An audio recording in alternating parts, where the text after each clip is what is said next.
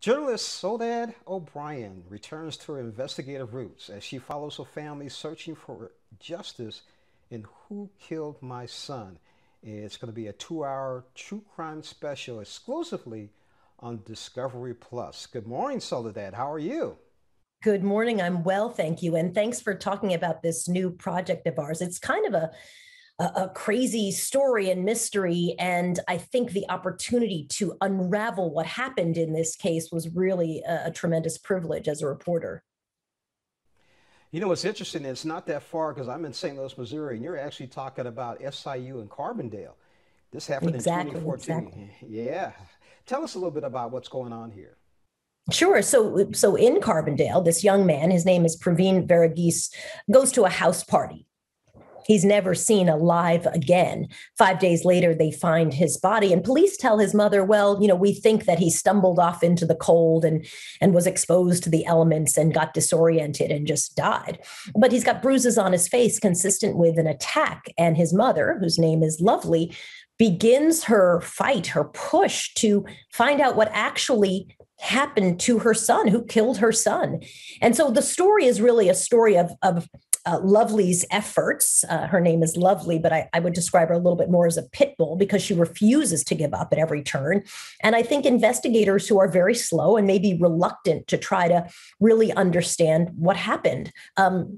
Lovely would say, if things were flipped, if the suspect were a brown or black kid and the victim had been a white kid who was killed, I think that investigators would be more aggressive about trying to find out what happened. But this slowness, she believes, is a little bit about bias. And so using all of her resources and her energy, she's going to fight to find out who killed her son.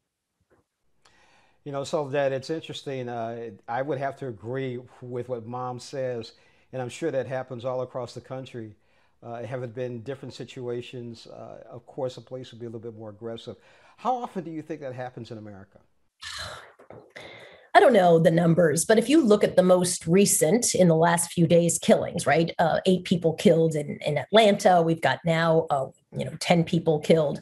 In both cases, you have white suspects who were arrested without incident. And there's so many cases we know of where you have black suspects or brown suspects who do not survive an interaction with the police, whether they've turned out to be, utterly innocent of any crime, or it's just mistaken identity, or there's no weapons found. And I think that I've covered a lot of those stories. I'm sure you've covered a lot of those stories. So I think that's what frustrates people. It seems like there's two different kinds of justice depending on the color of your skin, often depending on the community you're in, often. And so I don't know the exact numbers, but I think it's very frustrating to people, and certainly was frustrating to Lovely, who in a lot of ways had to do her own investigation into the murder of her son. Yeah, I would agree with you. So I have another question for you. Hopefully, this is not going to be your last 2 hour special. Do you plan on keep doing this for a while?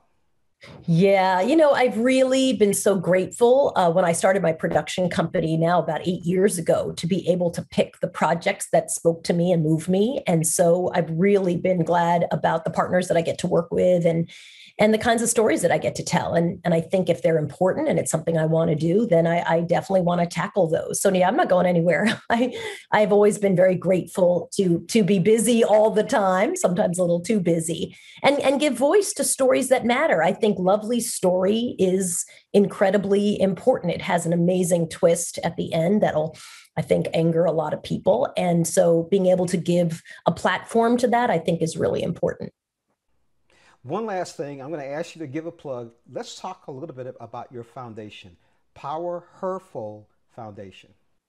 Thank you for asking. You're so kind. Yeah, we send girls to and through college. And as you can imagine, in the pandemic, when everyone is struggling, if you're a student who can't really live on campus, who doesn't necessarily have the best technology, who can't have access to food pantries, you're really struggling. So we help girls get to and through college. We don't like to just give a stipend to get you to.